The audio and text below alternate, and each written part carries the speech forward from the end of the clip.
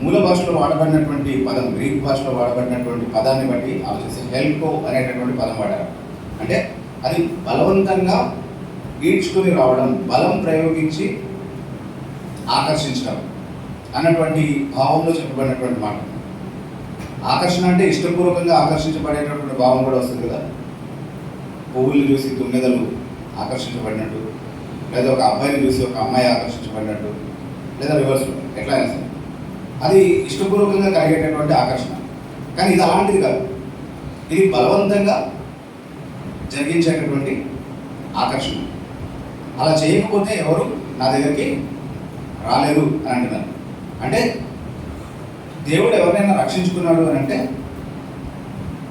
తన బలాన్ని ప్రయోగించి, తన శక్తిని ప్రయోగించి ఆ వ్యక్తిలో ఉన్నటువంటి తిరుగుబాటును, వ్యతిరేకతను పూర్తిగా అణిచివేసి దేవునికి వ్యతిరేకంగా ఉన్నటువంటి అతని హృదయాన్ని దేవునికి అనుకూలంగా మార్చి అతన్ని ఆకర్షించాడు.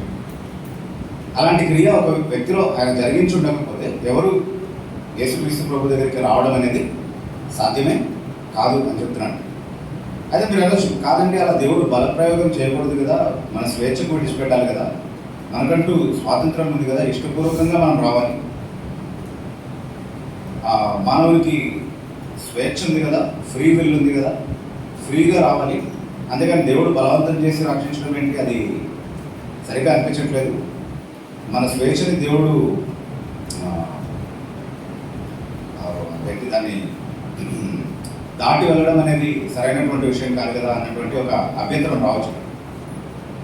కానీ అలాంటి అభ్యంతరానికి ఏమి తావలేదు. ఎందుకంటే మామూలుగా ఆలోచించింది, ఒక ప్రమాదంలో ఉన్నటువంటి వ్యక్తి ఉన్నాడు అనుకోండి, అతను ప్రమాదంలో ఉన్నాడని అతనికి తెలియదు.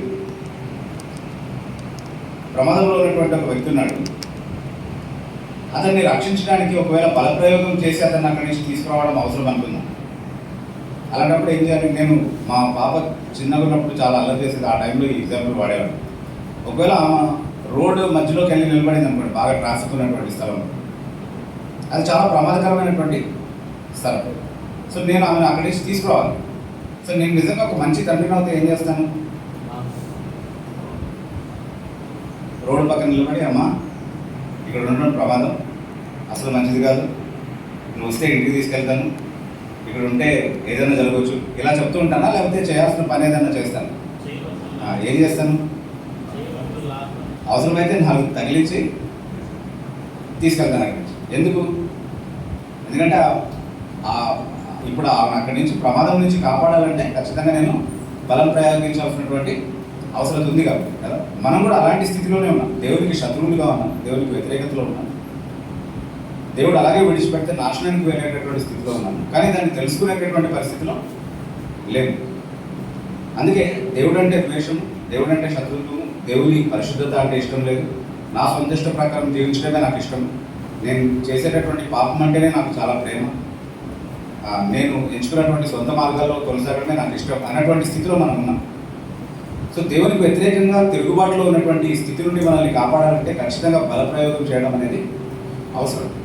కాబట్టి నిత్యత్వంలో మనం దేవుడిని ఆరాధిస్తున్నప్పుడు, ఆయన స్తుతిస్తున్నప్పుడు, దేవా బలవంతంగా నా మనసును మార్చి, ప్రమాదం నుండి నా హృదయాన్ని తప్పించి, నా ఇష్టానికి వ్యతిరేకంగా నన్ను నీ దగ్గరికి నడిపించుకున్నటువంటి నీ కృపను బట్టి నీకు స్తోత్రం అని చెప్తాను. దాన్ని బట్టి ఎక్కువగా దేవుడిని మనం ఆరాధిస్తాం. ఒక ఆయన ఇలా అడిగారంటే, ఒక పాస్టర్స్ ఒక సెమినార్ ఏదో జరుగుతున్నటువంటి సమయంలో ఒక డౌట్ అడిగారంట పాస్టర్ గారు. బైబిల్లో దయ్యం పట్టిన వ్యక్తి గురించి చదువుతాం కదా మనం, దయ్యం పట్టిన వ్యక్తి గురించి చదువుతాం. మరి ఈ దయ్యము ఒక వ్యక్తిలోనికి వెళ్ళేటప్పుడు అనుమతి తీసుకువెళ్తుందా? తీసుకువెళ్ళదు కదా. మరి దయ్యానికి అనుమతి అవసరం లేనప్పుడు దేవుడు ఒక వ్యక్తిలోనికి వచ్చి కార్యం చేయాలంటే అనుమతి ఎందుకు అని అడిగాడంట. దేవుడు ఎందుకు అనుమతి తీసుకోవాలి అని అడిగాడంట. అంటే కొంతమంది అలాగే చెప్తుంటారు కదా, ఆయన హృదయ ద్వారం దగ్గర నిలబడి తడుతూనే ఉంటారు, అంటే నువ్వు అనుమతించి తలుపు తీస్తేనే లోపలికి వస్తారని చెప్తారు కదా, అందుకని అడిగాడమ్మా. దేవుడు ఎందుకు అనుమతి తీసుకొని లోపలికి రావాలి, దయ్యం అయితే దూరిపోతుంది కదా లోపలికి అని అంటే, ఆ పాస్టర్ గారు కొంచెం ఆలోచించి ఇలా చెప్పారండి, దయ్యానికి అస్సలు మర్యాద లేదండి, కానీ దేవుడు మాత్రం చాలా మర్యాదస్తుడు అని చెప్పారు. వినడానికి చాలా బాగుంది కదండి. చాలా బాగుంది కదా. కానీ ఒకసారి ఆలోచిద్దాం దాని గురించి. ఇప్పుడు నేను ఇంట్లో తలుపు పెట్టుకుని ఉన్నాను, అక్కడ షార్ట్ సర్క్యూట్లో ఏదో వచ్చి ఫైర్ యాక్సిడెంట్ అయింది అనుకోండి, మంటానికి పోయింది అనుకున్నాను మొత్తాన్ని. ఇప్పుడు నన్ను కాపాడడానికి ఒక వ్యక్తి లోపలికి రావాలి, నన్ను బయటికి తీసుకురావాలి. ఇప్పుడు ఆ వ్యక్తి ఏం చేయాలి? బయట నిలబడి డింగ్ డాంగ్ అని కాలింగ్ బెల్ కొట్టి మనం తలుపు తీసేదాకా అక్కడే ఉండి మర్యాదస్తులాగా లోపలికి వచ్చి ఆయన మర్యాద చూసి మనం కూడా ఏం చేయాలో తెలియక, అయ్యా ఫస్ట్ కొంచెం మంచిగా తీసుకోండి, బియ్యం అని తీసుకుంటారు, తర్వాత నన్ను కాపాడలేదు అనుకునేంత మర్యాదగా ప్రవర్తిస్తే అప్పుడు కాపాడటం అవుతుందా? లేదు నిజంగా నన్ను కాపాడాలంటే ఏం చేయాలి?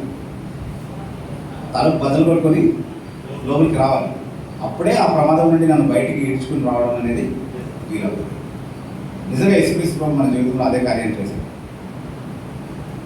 అది మర్యాద లేనితనం అన్నామా లేదా ఆయన కృప అన్నామా? అలాంటి కృప ద్వారా ఆయన మనల్ని రక్షించాడు కాబట్టి మనం రక్షింపబడ్డాం. లేకపోతే మనం రక్షింపబడి ఉండడం అనేది సాధ్యమే కాదు. సో నిజంగా దేవుణ్ణి ఆరాధించడానికి బలమైనటువంటి కారణం ఏంటంటే ఆయన కృప చేత మనల్ని రక్షించాడు. అది మన క్రియలపైన ఆధారపడింది కాదు, మన విశ్వాసం పైన ఆధారపడింది కాదు, మన తీర్మానాలపైన ఆధారపడింది కాదు, మన నమ్మకత్వం పైన ఆధారపడింది కాదు.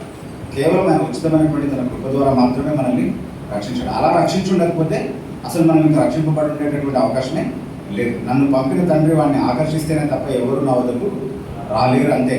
మనం వచ్చాము అని అంటే అలాంటి కృప ఆయన మన ఎడల కనబరిచాడు కాబట్టి వచ్చాము. దేవుడు తనను ప్రేమించే వారి కొరకు ఏదైతే సిద్ధపరిచాడో అవి కంటికి కనబడలేదు, చెవికి వినబడలేదు, మనుష్య హృదయానికి గోచరం కాలేదు. కానీ మనం ఎందుకు అర్థం చేసుకోగలుగుతున్నాం అంటే మనకైతే దేవుడు వాటిని తన ఆత్మ వలన బయలుపరిచి ఉన్నాడు. అంటే ఆ వ్యత్యాసాన్ని దేవుడు తన ఆత్మను మన హృదయంలోకి పంపించడం ద్వారా జరిగించాడు. అందుకే 10,000 మందికి ఇదే సువార్త ప్రకటించబడినప్పటికీ వాళ్ళు దానికి స్పందించకపోయినప్పటికీ నేను స్పందించడానికి గల కారణం ఏంటి? నాకు సువార్త ఇతరుల కంటే చాలా బాగా అర్థమైందను, నా హృదయం ఇతరుల కంటే అంత కఠినంగా లేదను, లేకపోతే మిగతా వాళ్ళకంటే నేను బాగా మృదు స్వభావం కలిగినటువంటి వాడినను, లేకపోతే నేను మిగతా వాళ్ళంత కఠినమైనటువంటి పాపిని కాదను, ఇవన్నీ కారణాలు కావు. నా కంటికి కూడా కనిపించుండేది కాదు, నా చెవికి కూడా వినపడి ఉండేది కాదు, నా హృదయానికి కూడా గోచరమై ఉండేది కాదు. కానీ వ్యత్యాసం ఎక్కడుంది? దేవుడు వాటిని తన ఆత్మ వలన నాకు బయలుపరిచాడు. అందుకే ఈ బైబిల్ చదివేటప్పుడు ఇంకెవరో చదివేటప్పుడు వాళ్ళు చూడలేనటువంటి గొప్పతనాన్ని నేను బైబిల్లో చూడగలుగుతున్నాను. యేసుక్రీస్తు ప్రభు యొక్క ఆరాధనలో ఇంకెవరో చూడలేనటువంటి మహిమను నేను చూడగలుగుతున్నాను. ఇంకెవరికో లేనటువంటి ఆకర్షణ నాకే ఎందుకు కలుగుతుంది? దీన్ని పిచ్చి భక్తి అని ఇతరులు ఆక్షేపిస్తుంటే కూడా అయినా నేను యేసుక్రీస్తు ప్రభు పట్ల సమర్పణ కలిగి కొనసాగడానికి, వాళ్ళకి లేనటువంటి ఆసక్తి నాలో యేసుక్రీస్తు ప్రభు పట్ల కనబడడానికి కారణం ఏంటి అంటే వాళ్ళ కంటికి కనబడలేదు, వాళ్ళ చెవికి వినపడలేదు, వాళ్ళ హృదయానికి గోచరం కాలేదు. కానీ నా కళ్ళు చూసే విధంగా, నా చెవులు వినే విధంగా, నా హృదయం అర్థం చేసుకునే విధంగా దేవుడు తన ఆత్మ వల్ల నా అంతరంగంలో కార్యం చేశాడు. అది నిజంగా నా రక్షణకు కారణం. అలా జరిగి ఉండకపోతే నేను కూడా కేవలం తాత్కాలికమైనటువంటి అవసరతల కోసం యేసుక్రీస్తు ప్రభు దగ్గరికి రావడం, ఆ అవసరతలు తీర్చుకునేటటువంటి ఉద్దేశంతోనే ఆయనలో కొనసాగడం, ఇలాంటి ఉద్దేశాలతో నేను ఒక నామకార్థ క్రైస్తవుడిగా మిగిలిపోయి ఉండేవాడిని. కానీ నిజంగా ఆయన్ని నమ్ముకొని, ఆయన్ని హత్తుకొని, ఆయన కోసమే జీవించేటటువంటి క్రైస్తవుడిగా మారడానికి గల కారణం ఏంటంటే ఆయన ఉచితమైనటువంటి కృప మాత్రమే. ఇది మనల్ని నిజంగా ఆరాధనకు నడిపించాలి. ఈ గ్రహింపుతో మనం ఆరాధించినప్పుడు హృదయపూర్వకమైనటువంటి ఆరాధన అనేది వస్తుంది. ఈ గ్రహింపుతో మనం ఆరాధించినప్పుడు నా తలాంతులను ప్రదర్శించాలన్నటువంటి ఆలోచన మనకు రాదు. ఈ ఆలోచనతో మనం ఆరాధించేటప్పుడు ఎవరు నన్ను చూస్తున్నారు, నేను ఎంత బాగా పాడుతున్నాను, లేదా నేను ఎంత బాగా వాయిద్యాలు వాయిస్తున్నాను, లేదా నేను ఎంత బాగా మాటల సమకూర్పు, మాటల కూర్పు ఎంత బాగా నేను చేయగలిగాను, ఇతరులను ఇంప్రెస్ చేసే విధంగా, ఇతరులను నేను ఆకట్టుకునే విధంగా ఎంత బాగా మాట్లాడగలిగాను అన్నటువంటి విషయాలపైన నా దృష్టి ఉండదు. కానీ హృదయపూర్వకంగా హృదయం నుండి వచ్చేటటువంటి కృతజ్ఞతతో కూడినటువంటి ఆరాధన ఈ గ్రహింపు నుండే వస్తుంది. నిజమైనటువంటి ఆరాధన అక్కడ నుండే కలుగుతుంది. ఇది లేకుండా వచ్చేటటువంటి ఆరాధన కేవలం కృత్రిమమైనది మాత్రమే, కేవలం మానవ కల్పితమైనది మాత్రమే, కేవలం నోటికి మాత్రమే పరిమితమైనటువంటి మాటలతో మాత్రమే వ్యక్తపరచబడేటటువంటి ఆరాధన. అది మనసులో లేనటువంటి, కేవలం మాటల్లో మాత్రమే చెప్పేటటువంటి వేషధారణతో కూడినటువంటి ఆరాధన. అలాంటి ఆరాధన దేవునికి అంగీకారమైనది కాదు. కానీ దేవుడు హృదయాన్ని చూస్తాడు. దేవుడు విరిగి నలిగిన హృదయాన్ని అలక్ష్యం చేసేటటువంటి వాడు కాదు. కాబట్టి యోగ్యమైన మంచి మనసు నుండి కలిగేటటువంటి ఆరాధన ఆయన అంగీకరించేటటువంటి దేవుడుగా ఉన్నాడు. సో అలాంటి ఆరాధన మనం చేయగలిగేటటువంటి కృప దేవుడే మనకి ఇవ్వాలి. కాబట్టి ఆయన పైన ఆధారపడుతూ ఆయన కోరేటటువంటి విధంగా ఆయన ఆరాధించేటటువంటి వారిగా మనం ఉండడానికి మనం ప్రయాసపడాలి. దానికోసమే మనం సమర్పించుకోవాలి. అలా మనం ఆరాధించేటటువంటి వారిగా ఉన్నప్పుడు కేవలం ఆదివారము ఆరాధనకు వచ్చేటటువంటి సమయంలో మాత్రమే ఆరాధించం. మన వ్యక్తిగత జీవితమే ఒక ఆరాధనగా ఉంటుంది. మన జీవితమే ఒక ఆరాధనగా ఉంటుంది. మన జీవిత విధానమే దేవునికి లోబడినటువంటి జీవితంగా ఉంటుంది. కాబట్టి అది దేవునికి యుక్తమైన సేవ లేదా దేవునికి యుక్తమైన ఆరాధనగా మారుతుంది మన జీవితం. సో అలా ఉండగలిగేటటువంటి ఆ వైఖరి, అలాంటి యథార్థమైనటువంటి హృదయ ఆరాధన అనేది దేవుడు నన్ను ఉచితమైన తన కృప ద్వారా రక్షించాడని ఎంత ఎక్కువగా గ్రహిస్తామో అంతే ఎక్కువగా అది మన అంతరంగంలో నుండి కలుగుతుంది. అలా కాకుండా చేసేటటువంటి ఆరాధన విషయంలో ప్రభు ఏమంటున్నాడంటే, ఈ జనులు కేవలం తమ నోటి ద్వారా నన్ను ఆరాధిస్తున్నారు, కానీ వారి హృదయం మాత్రం నాకు దూరంగా ఉంది అని అంటున్నాడు. అలాంటి ఆరాధన ఆయనకు అవసరం లేదు. అది వేషధారణతో కూడినటువంటి ఆరాధన, దాన్ని వ్యర్థమైన ఆరాధన అని ఆయన పిలుస్తూ ఉన్నాడు. సో నిజంగా ఆయనకు అంగీకారమైనటువంటి విధంగా ఆరాధించాలంటే ముందు మనం రక్షింపబడి ఉండాలి. తర్వాత ఆ రక్షణ కేవలం ఆయన ఉచితమైనటువంటి కృప ద్వారానే కలిగింది అన్నటువంటి గ్రహింపు మనలో ఉండాలి. దానికి సంబంధించి ఆయన పట్ల కృతజ్ఞతా భావం మనకు ఉండాలి. ఆయన కోసమే మనం జీవించాలి. ఎందుకంటే మనం నిలబెట్టి కొనబడిన వారం, ఆయనకు చెందినటువంటి వారం అనేటువంటి భావన మనకు ఉండాలి. సో అలాంటి మనసుతో, అలాంటి హృదయంతో మనం కలిసి దేవుని ఆరాధిద్దాం. అలా ఆరాధించగలిగేటటువంటి కృప దేవుడు మనందరికీ అనుగ్రహించుకున్నాం. చక్కని ఆత్మీయ ఆరాధన సందేశాన్ని అందించినటువంటి అన్న వివరణకు ప్రత్యేకమైనటువంటి వందనాలు.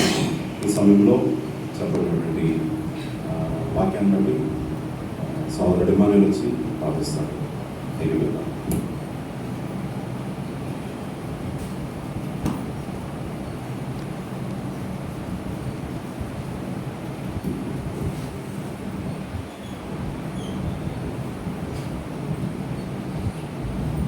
మహాపరిశుద్ధుడా, మహోన్నతుడా, కృపయు కనికరములు కలిగిన దేవుడవు, నిరంతరము జీవించువాడు అయినా మీకు స్తోత్రాలు చెల్లిస్తున్నాను ఆయన.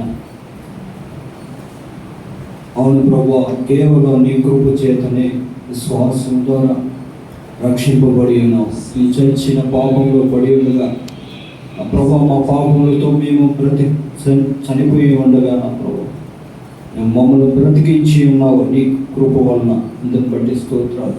ఈ సేవకుని ద్వారా నిలబెట్టి మాతో మాట్లాడిన బట్టి, విధానాన్ని బట్టి స్తోత్రాలు. దేనిని బట్టి మీ కలిగి ఉన్న తలాంతులను బట్టి దేన్ని బట్టి అతిశయించకుండా ఇది కేవలం దేవుని కృప వల్లనే